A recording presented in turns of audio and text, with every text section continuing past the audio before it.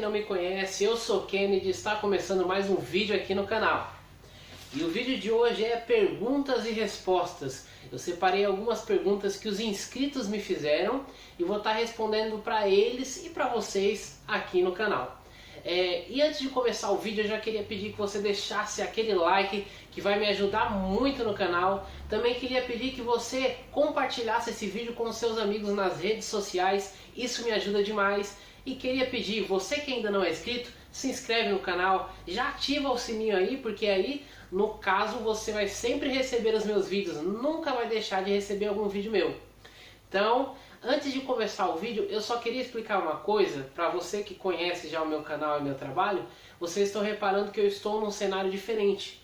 O antigo cenário do nosso canal está em reforma, então eu já quero avisar você, se caso você ouvir alguns barulhos, é porque do lado, no cenário ao lado, está tendo reforma, então não tem como ter reforma sem barulho. E também aqui é bem mais próximo da rua, então se caso você ouvir o carro do ovo, se você ouvir o carro do gás, se você ouvir os cachorros latindo, se você ouvir motos, os cachorro louco tirando de giro nas motos, infelizmente eu não tenho como mudar isso porque a gente está mais perto da rua. Mas eu peço perdão para você e peço que você continue assistindo meus vídeos, em breve a gente vai melhorar cada dia mais e mais. Mas vamos à primeira pergunta, pergunta da Tatiane Ribeiro, que diz assim: qual o louvor que você sente mais a presença do Espírito Santo? Canta no nove refrão, acho que queria dizer canta o refrão.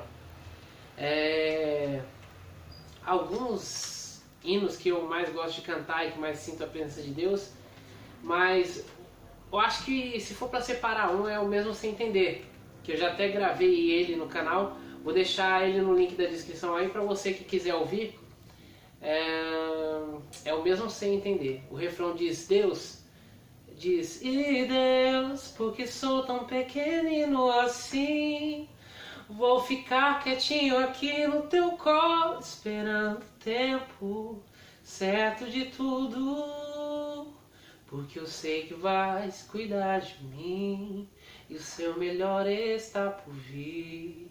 Eu sei que és o melhor pra mim, mesmo sem entender. Perdão aos erros aí, eu tô um pouco rouco. Mas esse hino fala muito comigo, porque eu acredito que todos nós já nos pegamos em momentos em que a gente para e começa a falar com Deus: Deus, por que será que é difícil só pra mim, só eu não consigo? Mas a resposta já vem logo em seguida, que é que diz que os planos do Senhor são maiores do que o nosso, os sonhos dele são melhores do que o nosso, a visão dele vai além do que a gente vê e ele sabe exatamente o que é melhor pra nós. Então, às vezes, o que a gente espera, pretende, sonha, não é o que Deus quer pra nós. Então Deus sempre faz as coisas do jeito que Ele quer, né? Nós só temos que obedecer e entender que a vontade dele é melhor pra nós. Mas obrigado pela pergunta, Tatiane Ribeiro. Vamos lá para a pergunta de número 2, que é da Luana Holanda, que diz assim: você prefere pregar ou louvar? Bom, é uma pergunta de certa forma relativa, porque desde criança eu louvo, mas sendo criança eu sempre tive muitas...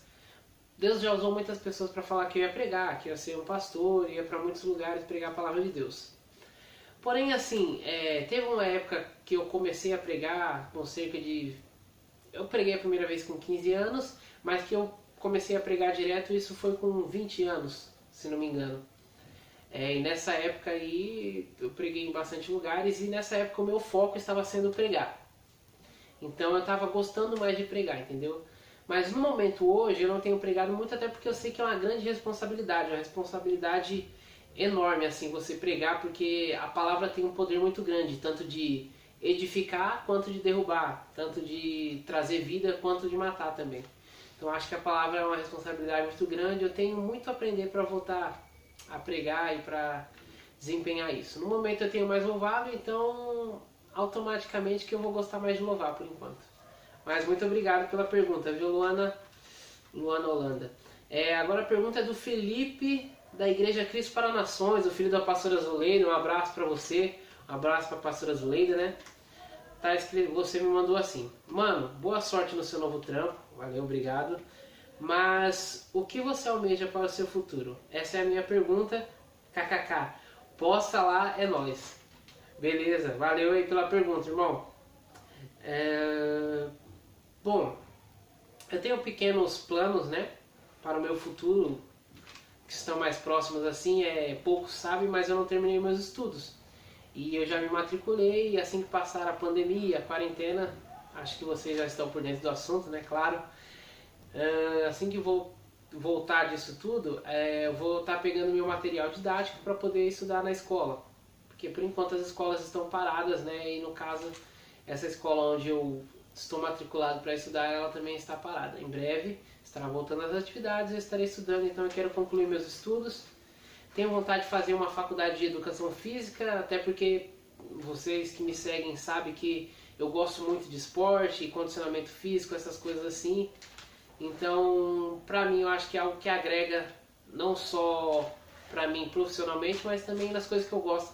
Também tenho vontade, provavelmente, de fazer uma faculdade sobre algo que envolva o YouTube, né? Porque eu tenho muita gente que me segue no YouTube, no Instagram, no Facebook, essas coisas assim, e querendo ou não, você passa a ser um digital influencer, de certa forma.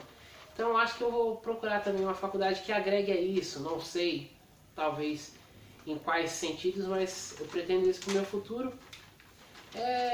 São poucas coisas assim são poucas coisas assim que eu vejo para agora, assim, com visão de futuro, entendeu? Mas tem algumas perguntas relacionadas a isso, eu vou estar respondendo também e dá pra você entender mais ou menos alguns projetos meus. Mas obrigado pela pergunta, irmão. A próxima pergunta é da Fabiana Andrade. A pergunta é: qual é o seu maior sonho? Fabi, obrigado pela pergunta.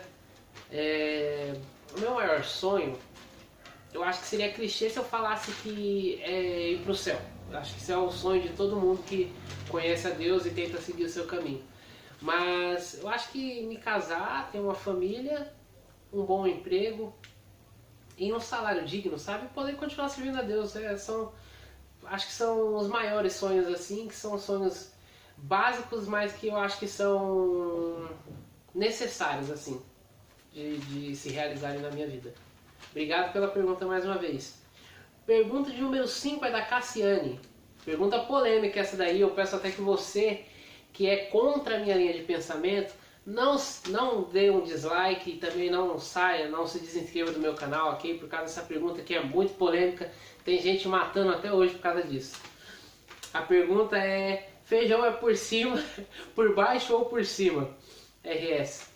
Cassi, obrigado pela pergunta. Eu vou explicar. A Cassiane, para quem não sabe, ela é minha irmã e ela diz que o feijão tem que ser por cima do arroz, né?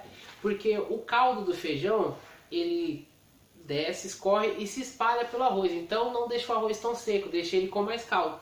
De certa forma eu acredito nisso e concordo. Porém, a minha mãe, no meu costume desde pequeno, ela sempre, quando ela era criança, ela colocava comida para mim e colocava o feijão por baixo. Então, para mim, no meu costume, se eu for olhar, todas as vezes que eu for colocar a comida, eu vou colocar o feijão por baixo do arroz. Então, tá respondido aí, feijão por baixo do arroz. Quem gosta de feijão por baixo do arroz, deixa o like e comenta aí. Hashtag feijão por baixo do arroz, beleza? É nóis. Obrigado pela pergunta, Cassiane. Próxima pergunta, pergunta de número 7, é da Bruna Cristina Vianello, que diz assim: quem é uma das pessoas que entrou na sua vida enquanto algumas saíram? Bom, isso é rápido.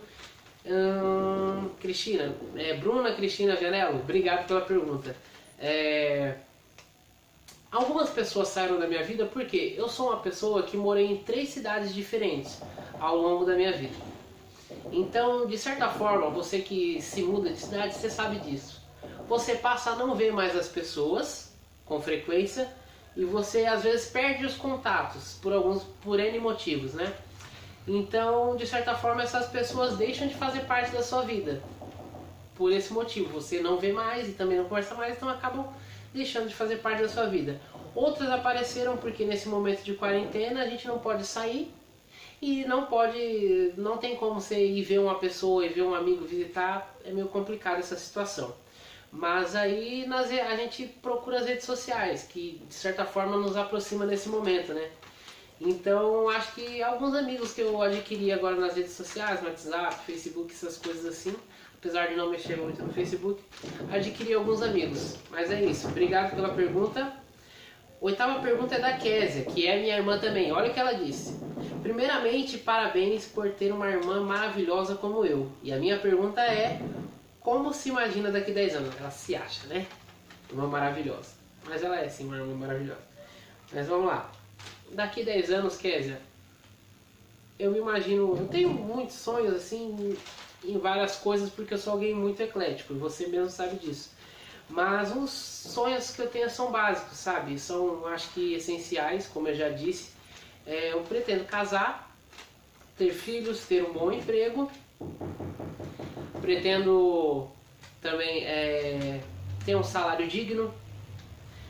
Para quem não sabe, eu tenho algumas músicas escritas. Pretendo em breve gravar um CD, estou trabalhando nesse projeto. Mas são poucos sonhos assim, são esses. Valeu pela pergunta, maninha.